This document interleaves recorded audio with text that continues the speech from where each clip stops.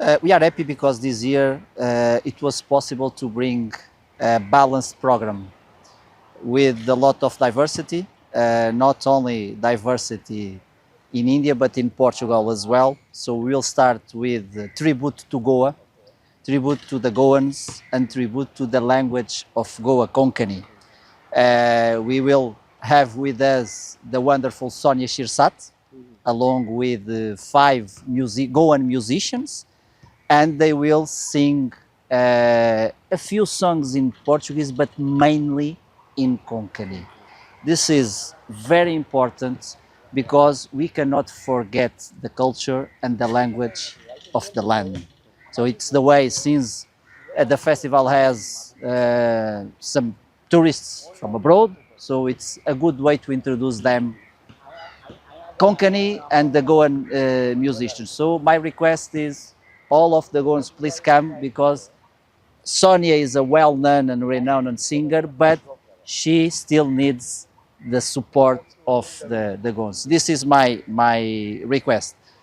After Sonia, we have Aunaga Choir. So for us, it's important to bring another parts of India, and we have decided to bring a choir from Northeast, not only with to celebrate the traditions of Northeast, like we'll sing their songs, as well. It will be interesting to see their attires, because we'll bring attires from the Northeast. Second day, we have Asad Khan and his friends. Asad from Mumbai, and along with his musicians, one from Ahmedabad, from Gujarat, from Rajasthan, with a very beautiful project that is Roots. It's Forgotten Melodies of India, and to celebrate and to bring together all of these musicians from different parts and different concepts. Asad Khan is a renowned sitarist and different instruments. Probably will talk better than me about the instruments. After Asad Khan, we have the impressive Projeto Sem Paredes. Carlos Paredes is the master of the masters in Portuguese guitar, the biggest Portuguese names of Portuguese guitar, and we are celebrating the 100th centenary of his birthday. And André Varandas and Bruno Costa, they have decided to create this project to pay homage to Carlos Paredes. Nowadays, Bruno Costa is probably, I don't like to say the best, but one of the 2-3 best Portuguese guitarists.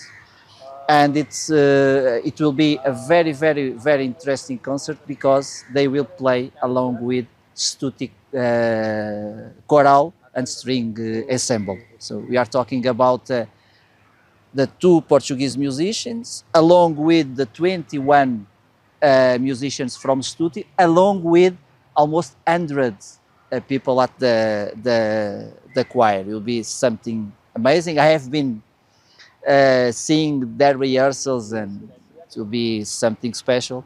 Very well conducted by the talent Parvesh Java. It's an amazing conductor and maestro.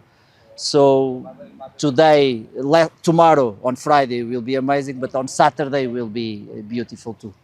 To close the last day, we'll have, because this festival has more than music, has dancing performance too. Raul and Mitali, they don't need any kind of introductions, because they are a very well-known dancers that promises to be an amazing.